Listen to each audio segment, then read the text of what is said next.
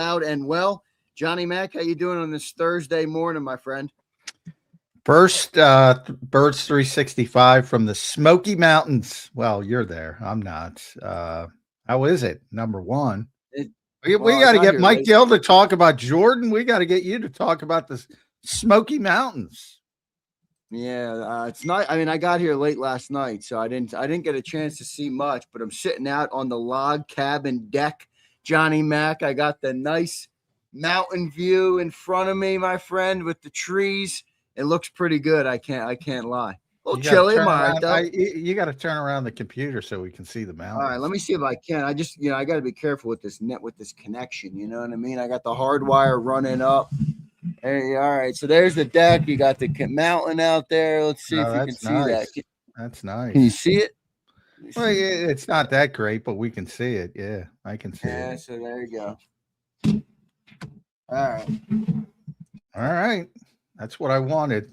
Wanted to see the Smoky Mountains. I got to watch for the Bears. That's right, Flex. John, you can hear me? Everything okay? Sounds coming across good. All right. So far, good enough to do a show here. Yeah, so far so good. We'll see if it holds up. Cross your fingers as always with streaming. I thought you were going to go Elon. What is Elon's thing?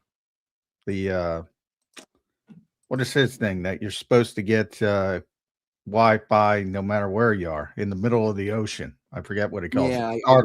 Starlink. I have it. It's a little weak, but no, my internet, my hardwire is a little sensitive because the internet clipped. You know how the clips at the end of the internet cord? Mine broke, so it fell out when I turned the computer around. That's why I was trying to. But all good. So should hold a little bit better now. John, all right. What's the latest in Eagle Land? Man, yesterday the combines are going on. Obviously, they had a lot of talk yesterday about what Howie and Nick had to say. A lot of takeaways from what they said. I thought Howie, being very honest, John, was one of my key takeaways from what Howie had to say. And then when it comes to Nick, I think Nick's out on an island this year, and I think. If they're either going to succeed and Nick should get a lot of the credit, or they're going to fail, and it could be bad for Nick and his staff. What do you think, John? John, what's the latest in Eagle Land today? Yeah, I mean the reverberation from the 40-minute session with Howie, Nick still sort of leading the news cycle because they talked about so much. Then they doubled down out in Indianapolis at the Combine. Howie doing the rounds, talking to Mike Florio. I thought it was interesting. Mike asked him. Howie's pushed back on a couple of stuff. Once when we talked to him, he pushed back on the idea that he hires these coaches really, really harshly. And it is Nick doing the hiring. And then nobody believes it though. But and I think they're wrong, those people that don't believe it. But nonetheless, and then with AJ Brown, which is going to be the story until it's not the story, until there's clarity. And Mike Vrabel was talking about it from the Patriots side and talking about how much he loves them and how he was on there. And Mike asked him, is he a distraction? And he kind of pushed back on that. So until we get some clarity over AJ Brown, I think that's going to be the lead story, but nationally. But boy, I'm sick of it locally. I'll tell you that. I'm AJ'd out. We talked about that yesterday. I think it is where it is. I think if he wants to be back and he'll buy in and he's not going to be frustrated, I think he'll be back. If he doesn't, I think he'll be gone. I think that's where we are. Yeah, I mean, I agree. I think that's obviously seems to be the case. But John, from what you've heard or from what you've talked about with the people you have in the know, I mean, is anybody hearing anything about what AJ's honestly feeling? Because John, that seems like what it's going to come down to. I mean, if AJ's okay coming back to the Eagles, it feels like he's going to be an Eagle. If he makes it untenable, as you've been using the phrase, volunteers, not hostages. If he presents himself as a hostage in the situation and doesn't want to be here, well, then he's going to be gone. So in a way, we're making an off-season decision on the feelings of AJ Brown, which I don't really like, but that's what it seems to be. Any indication on what those feelings are at this point? He said all the right things, but from my perspective, I think the frustration stems from the passing game. In the passing game, I don't see how it's going to be highly electric. You're trying to improve it in various ways, but That's not the way the Eagles play. And I don't think if you listen to Nick Sirianni's comments closely, I think, the coaching changes were as much about the running game as the passing game. I think everybody thought they were about the passing game. I think a lot of it, and I'm starting to teeter more of it, was about getting this running game back to where it was, because that was always the strength of the team. So, I don't know. I don't see the path where this could be the kind of offense that isn't going to frustrate AJ Brown, which is interesting because, he's had 1,500-yard seasons, but he wants to be, in the conversation with Jamar Chase and Justin Jefferson and now Jackson Smith. And he wants to be Jackson Smith and Jigma from last year. That's what he wants. Well, all right, we all want, How do you get there? I want $10 million, John. It doesn't mean it's just going to come. I mean, look, I love AJ Brown. I think he's a very good player, and I do think the offense here, limits him to a certain extent. But even if he wasn't in this offense, is that the type of player that AJ Brown is at this point? I don't know. I think it's a fair question to ask, though. Well, I think it's a fair question after last year. Coming into last year, we all thought he was that type of player. I don't, what was the downtake in performance last year about? Was it about the frustration? I think so, but there were also some injuries, and which he said were not bothersome, and it wasn't the issue, but he didn't look like the same guy. So it's fair to ask, and I could factor into the Eagles' thinking as well. Maybe he is descending from their perspective. They're not going to say that because they want to get as much value if they do trade him. But he didn't play as well. I don't think it's hard to say he did, but he was playing at such a high level his first 3 years. It's tough to keep that up. But from the volume standpoint of the offense, if he wants to be in that style of offense, he's got to go somewhere else.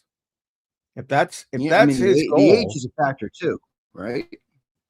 I mean, well, he's still in the prime of his career from an age perspective, but he's played a lot of football. How old is he? Is he 29? He's 28 or 29. Let's see when he's gonna. But he's played a lot of football, which I always say, to me, like we talk about Zach Bond's age, and I'm like, well, he didn't play for 5 years, really, so he doesn't have as much tread on the tire. He's going to turn 29 in June 30th. But he's been playing since 2019, and he played a lot. So if you'd look at, and he's the exact same age as Zach Bond. Well, Zach Bond didn't play his first 4 or 5 years of major snaps. AJ's been 1,000-yard receiver since his rookie season in Tennessee in 2019. So he's played a lot of football. So you have to factor that into it as well. But that, you have to factor that into it if he returns, because everybody's, like, well, if he returns, he's going to be back up at 1,400 yards because of Sean Mannion and Kyle Shanahan's offense and all that. Well, if he's not the same player, why would he be up at that same level? Yeah, and we'll see what ends up happening with AJ Brown. I am a little AJ'd out, John, but I mean, like you say, we can be AJ'd out all we want. It doesn't really matter. It is the 1A story of the offseason, and it's I think the most important decision or thing that will have the biggest impact on the Eagles season in 2026. So it's something we're going to have to continue to talk about, keep an eye on, and monitor. And we will continue to do that here on Birds 365. I do want to welcome and thank everybody for being here today. Hopefully everything is holding strong in the connection. You can hear us and everything looks all right to everybody. Hit that like button. Thanks to Fritz Bianculli Law Firm for sponsoring the show today. We appreciate it. I do want to let everybody know, taking final calls here on our home opener. John, we had 100 tickets. When I talked to Krause yesterday, I think we were down to 9 or 10. So I'm not sure where we're at now, or if we're closed up, or if everybody made the decision to actually do it, that reached out to him. So if you want to get your home opener ticket for the home opener tailgate and stuff, you can do it. Text Krause 267-261-3428. You can look at the bottom of your screen, and I will run the scroll so you guys can see the number and everything there for the Savvy Seats JAKIB Sports home opener. Hit them up today, 267-261-3428.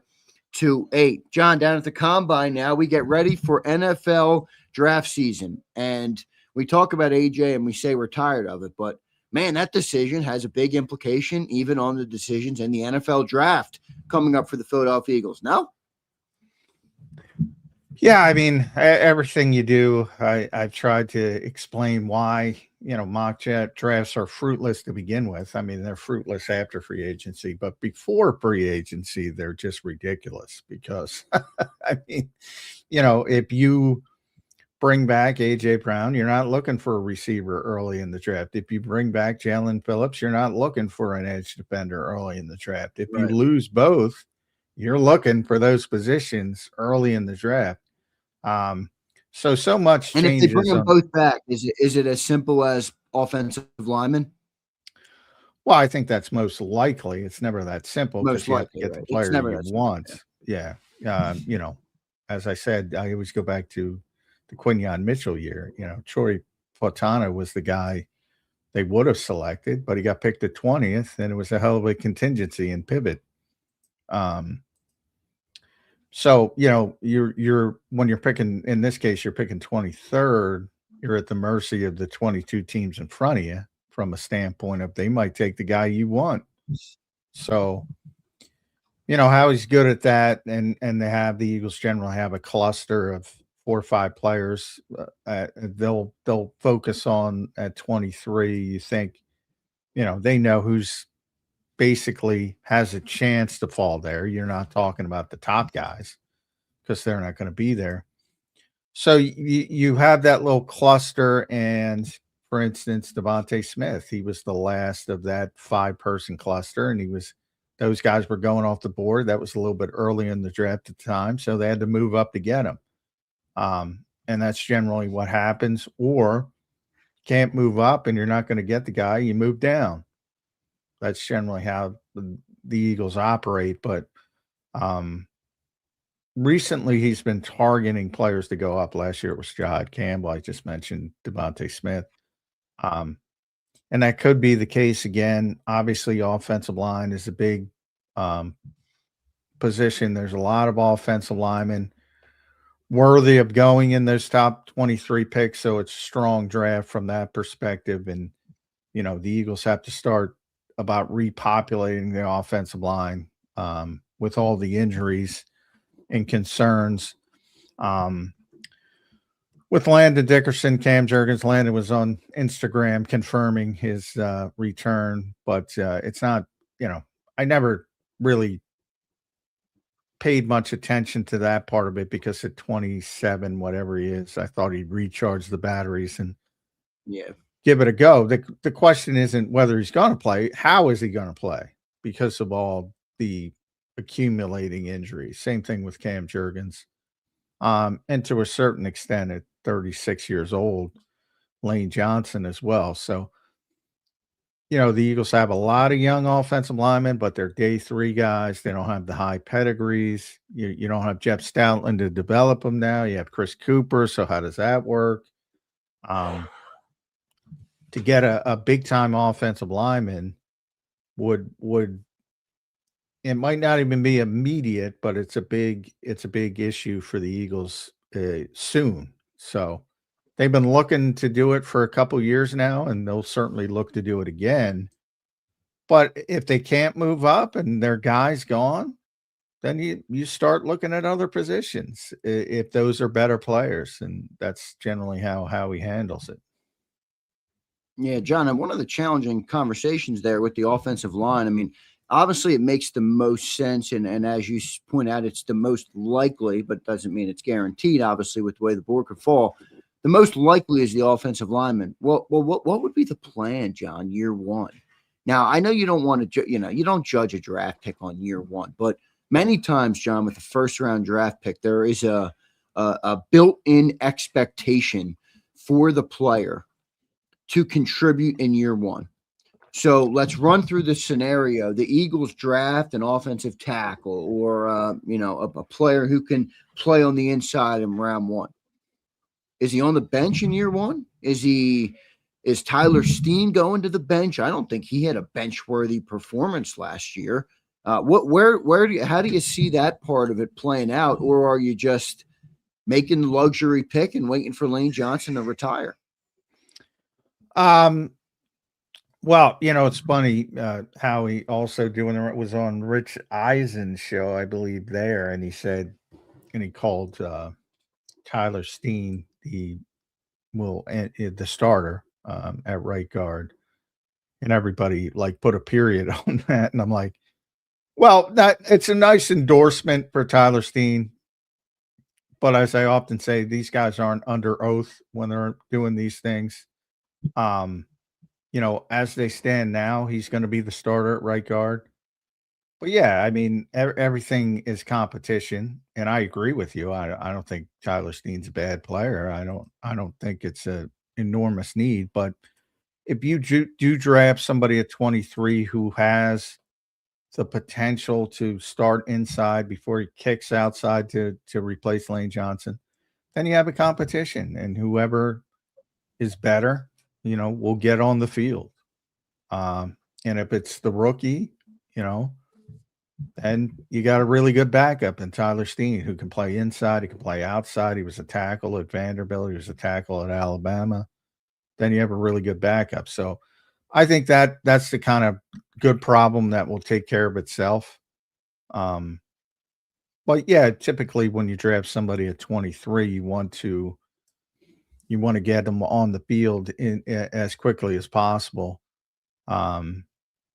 And they will get an opportunity. My assumption is if they take an offensive tackle there, they'll get an opportunity to compete at guard to start. And because you don't want a complete luxury pick. Cam Jurgens was a luxury pick, but there's a big difference between 51 and first round.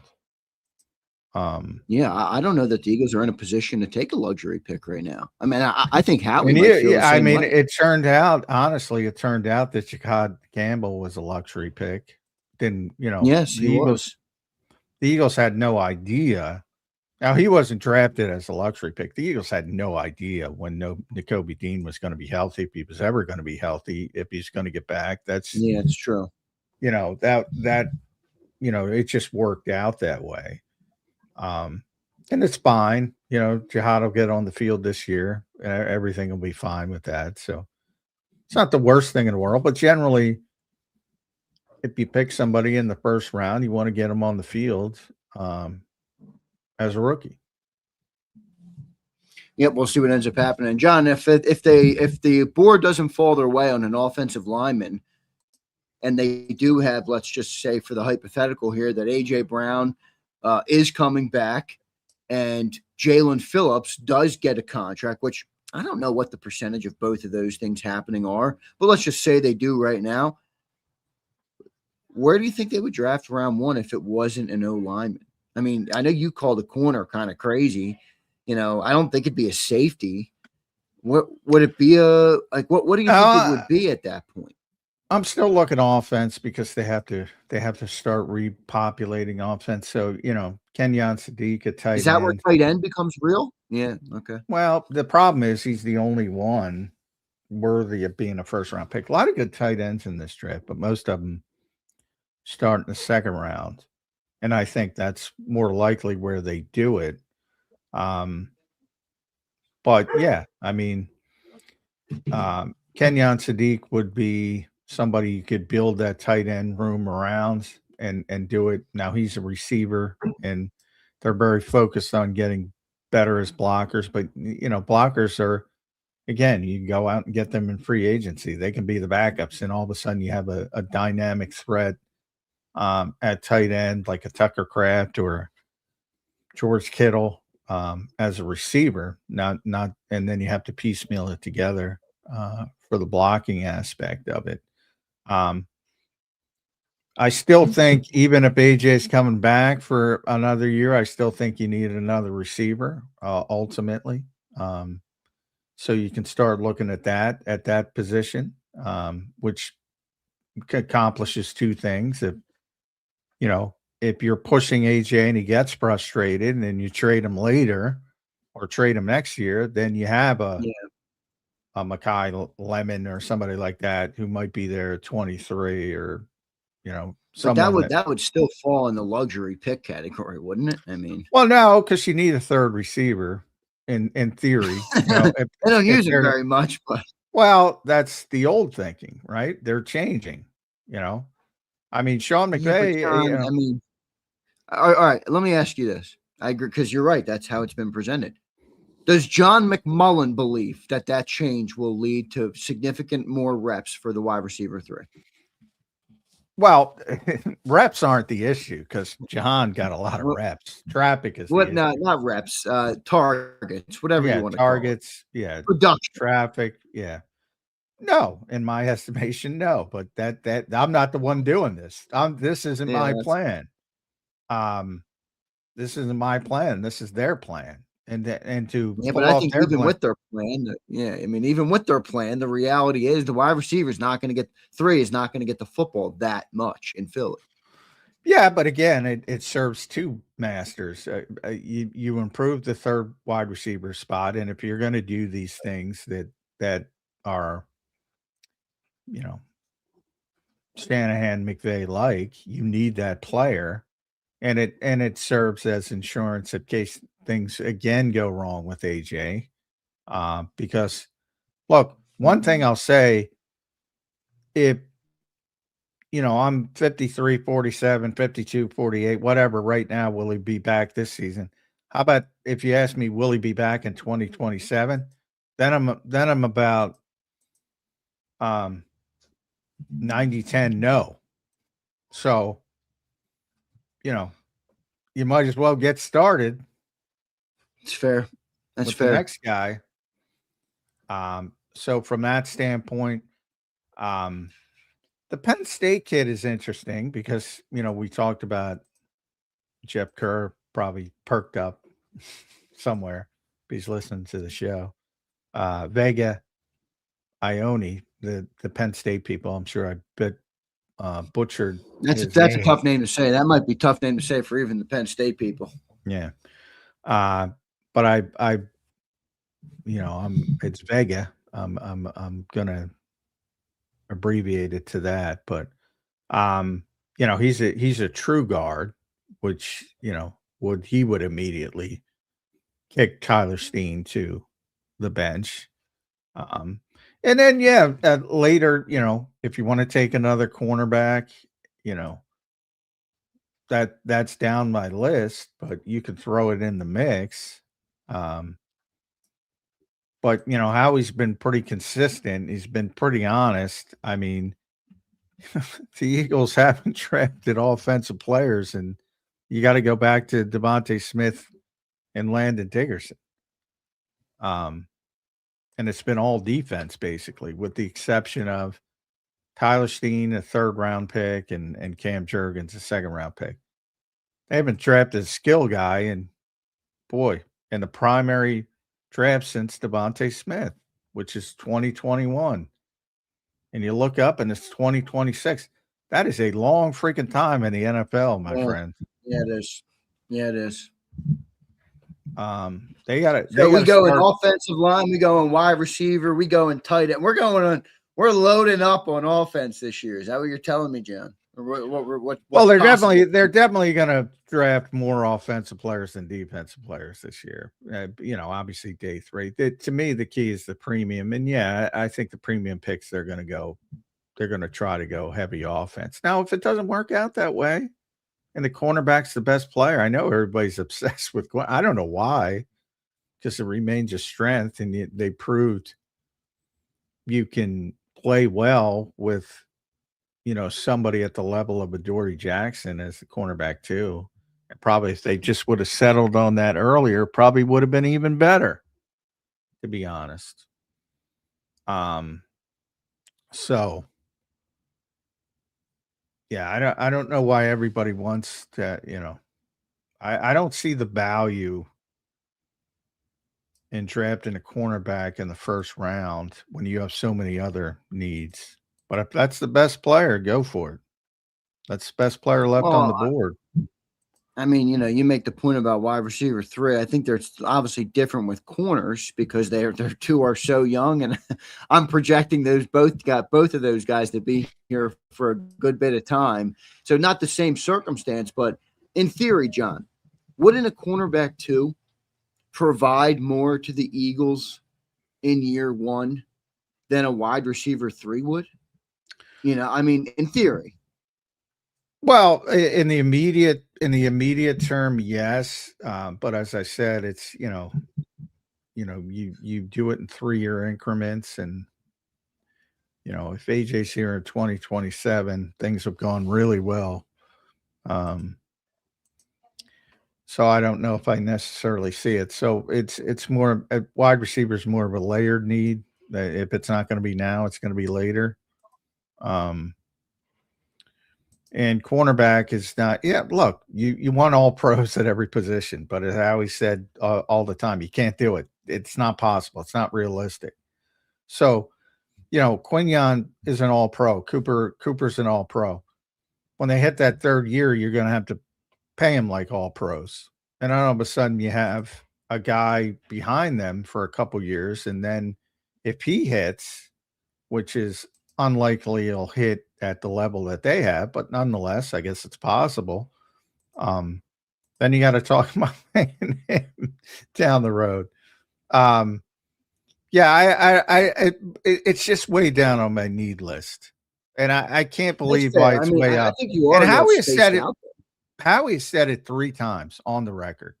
It's like when you have Quinyon Mitchell and Cooper DeJean, cornerback is not a need. It's a strength. It is not a need. He said it 3 times. Yeah, right. So again, if the board falls that way, fine. But he's been pretty consistent. That's not at the top of his list. Yeah, and I think you listen to Howie, not me, on that. That's fair. John, any idea whether the Eagles would be interested in a reunion with Adoree Jackson for the year if they didn't obviously address that cornerback 2 somewhere else? I mean, I know Adoree got a lot of flack earlier in the year, but the more the year went on, it felt like Adoree settled in. It felt like he was never really a huge liability in the second half of the season. I mean, look, if you're expecting perfection from a corner, I mean, you're not getting it from Quinyon, let alone Adoree. I thought Adoree was okay in the second half of the year. You think that would be the route they would go at that spot? Because I do agree with you. I don't see them using a premium asset there yet, but it is somebody that's going to be on the field every snap for the defense, or most snaps, obviously. In base, they wouldn't. But you think Adoree could be a possibility of a reunion? Yeah, I mean, if you look at it last year, he signed a one year, $1.75 million deal. So, a little bit over the veteran minimum. I think that would be an option later in the process. Like, that's not going to be plan A, but contingency. Yeah. Bring him back 1 year, $2 million, something like that. And, that's what you have to do when you have so many good players. We talked about the lack of middle class on the Eagles. They have so many good players, so many guys making big money. Well, you got to fill it in with rookie contracts or, the Tamu signings from last year. And he would be. That's John. That's why I'm having a hard time with forget even the evaluation of the player for somebody like Maxx Crosby. Like is Howie going to give up significant draft capital in a time where, as you point out correctly, you either got good players on rookie deals, you got good players making buku bucks, or you have a bunch of darts to throw at the dartboard, which is what they did last year. One of them turned out to play and get significant reps last year, Adoree Jackson. That's really it. I mean, Uche had a couple early. Ojulari never really, appeared to play very much. So with that being said, it feels like draft picks right now to Howie are probably worth even more, and he won't want to get rid of them. Yeah, definitely, because they and more are coming as he points out why they're doing it, retention off season, all these young defenders that they hit on that they drafted is only going to make it worse from the standpoint of when they have to get paid. And you're going to have to make some tough decisions and lose some people. This year it might be Nakobe, it might be Reed, which are lesser in fans' minds than, say, Jordan Davis and even Nolan Smith and Jalen Hunt and all those guys, along with Quinyon Cooper, Jalen Carter being most notable. All these guys got to get paid at some point. All those guys are getting paid at some point. It's just a matter of where. And so, yeah, draft picks become more important because you got to repopulate. And when you talk about corner, because we've gone down the corner rabbit hole, I think people write off Jacorian Bennett and, they traded for him, maybe with a camp, maybe with an off season, maybe he can, but that's probably your best case scenario right there. And nobody even talks about the guy. And I get it.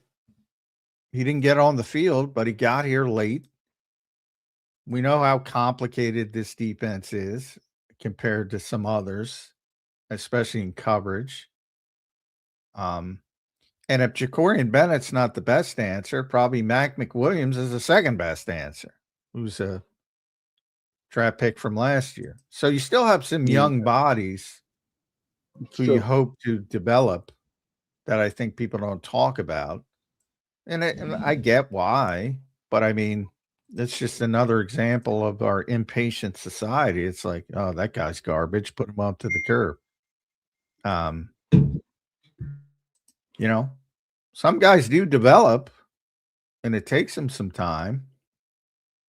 So, that's why those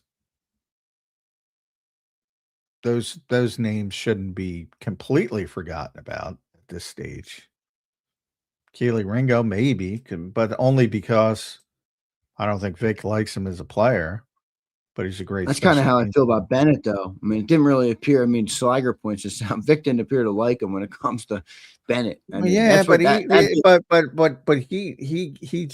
got him late. Like, I think, so everyone's pretty much on board that he doesn't like Keely as a player now, which may be a little bit harsh, but seems to be true. But Keely got a freak shitload of reps in training camp. They were trying to make him earn that job, and it was there to earn. So I think Bennett's going to get an opportunity. I'm not going to say he's going to succeed with it, but he's going to get a bunch of reps in training camp, especially if they don't bring in a big time corner, which everybody wants them to seem. You can't draft every position, If you're drafting a corner, I'm surprised. Like, people are worried about corner. I'm just surprised in general. And this offense is just sitting there playing like shit for 2 years, with the exception of the running game when they won the Super Bowl. And nobody's worried about anything on offense. Nobody's worried about offense. John, you had to walk me off the ledge last year when it comes to no. I don't mean people didn't notice that they played like crap, but they think they played like crap because of the coaching staff. Right. Well, that I don't agree with. I never agreed with that. I think they're a part of it, the coaching staff, and I think they have to bear some responsibility. But I've always believed that the players. My larger point is, when you haven't drafted a relevant player, a skill position player since 2021 in the NFL, you got to repopulate that shit quickly. Yeah, basic roster management. This isn't even as much of a calculation on players. I mean, you need offensive players, young players. So, and Howie's already said it. That's got to change. So, I mean, I would recommend the fans listen to him. It's going to change. It has to change, because all the young ascending talent is on defense, and they're going to start getting paid. So you got to repopulate that offense with not only good players, but cheaper good players. John, around what we just talked about, any names in the draft right now that you like? I know we're still a little earlier in the process, started to dive into it. I've certainly started to dive into the edge rushers and some of the offensive players in the draft. Any names sticking out to you that look like an Eaglesy pick? Sometimes you use that phrase for a player during the draft cycle. Yeah, Anybody I do. That for you this year? The problem is they're changing so much. I don't know if they're going to take an Eagle. Like Caden Proctor to me is the most Eaglesy pick of all time at 23. The old Eagles, the Jeff Stoutland Eagles. Like I was all set to. I try to only do one mock draft because I hate them so much, but I get so much pushback. You don't do a mock draft. I'm like, let everybody else do mock drafts. I hate them. So I try to do only one. Well, I like them. I like them more for like an indication on how good you think players are. Not as much. I write about that kind of stuff all the time in a different way. Yeah, because I don't. Right. So I like them for that reason. That's what I try and look for. Like when Daniel Jeremiah does it, I like to see, all right, who's he have in what spot, because I think he puts a good valuation on what type of player each team wants, and then how good a player is and how valuable he is. Well, that's it. And DJ's great, but he does drafts that are about like this guy should go in this spot, in a vacuum. Whereas, when I do my one and only Eagles mock, it's what I think the Eagles are going to do, not what I would do. What I think the Eagles, because who gives a shit what I would do? Well, can I ask you what you would do? I give a shit. How about that? I think the Birds 365 listeners give a shit. So anyway, I'm just trying to explain. Like he's the most Eaglesy pick of all Eaglesy pick, but now they're no longer operating that. So now I'm a big Blake Miller guy, I think. And there's two guys when it comes to the 23rd pick. And if they're not going to move up to get the Utah kid, Blake Miller from Clemson and Monroe Freeling from Georgia are more of the Alex Gibbs offensive lineman than what the Eagles have been drafting in the past. Are they going to change to that level? Howie gave a little indication that they were when he talked about maybe a click, which to me means, yeah, we're changing. And those are the athletic movement guys, who I think might be in the conversation to go 23rd. You got to be in that spot. So those are the two guys I'm focused on early in the process. Well, I still think, John, look, I think your point is well taken about drafting on the offense. And I do agree with it. But this is the gap in the conversation. The Eagles have a bunch of defensive free agents that could leave. I mean, hear me out. I agree. They got to take offense. All right. Reed Blankenship leaves. Who you replacing him with? Jaelan Phillips leaves, which obviously you've talked about. Who you replacing him with? Well, you got to replace. They might have to go defense. I mean, are you going to sign Nadori to a Timu guy to replace Reed? If they don't get Jaelan Phillips back, edge rusher is top of the list. That jumps all the way up, even though they want to go receiver. Understand they're operating with the plan that they're going to re-sign Jaelan Phillips. That's what they're operating with. That is number one priority in pre-agency. Re-sign Jaelan Phillips. Howie was honest when he spoke about it, though. He did say, I'm not going to let the third round pick trade, change our evaluation for a future contract, which, I did. Did you think Howie was more honest this time, or was it just me? It feels like he's being more and more honest each year, which I like. I think he was very honest this year because he wants people to understand what's going on, because he understands the PR ramifications of they're not doing this, they're not doing this. He gets it all the time. Well, they're not doing this, and they signed this guy, and so he's trying to get as much on the record as possible. Even if somebody like I say it, they say, well, that's McMullen, who cares? If he says it, it's hard to ignore because he's the one doing it. So, for whatever reason, people don't trust reporters, whatever. So he's telling you what we've told you is going on. And that changes if they don't get Jaelan Phillips. Yes, that changes. And then people like McKee Messidor and TJ Parker, I don't think they would. And this is just, I don't think they would trade for Maxx Crosby. Look, I know how much they love Myles Garrett. I know how much they love Micah Parsons. Like, I'm not saying I think, I know. I've not heard that same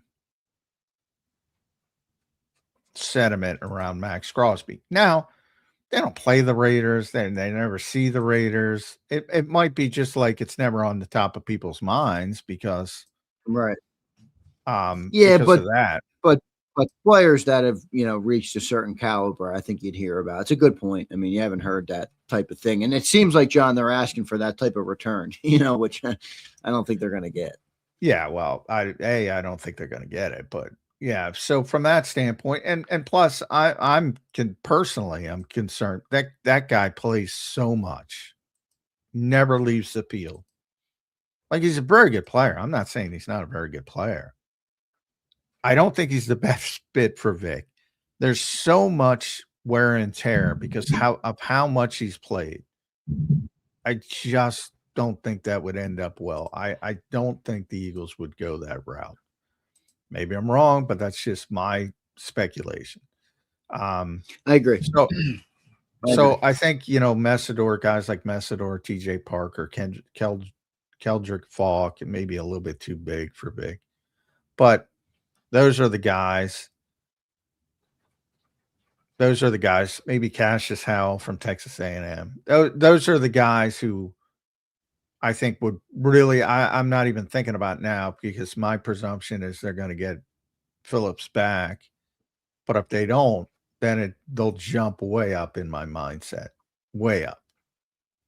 Good point. We'll see what ends up happening with it. Good stuff, everybody. I want to thank everybody for being here. We got some super chats we will get to today. I'm coming to you live from Smoky Mountain, Tennessee. How about that? Gatlinburg, Tennessee.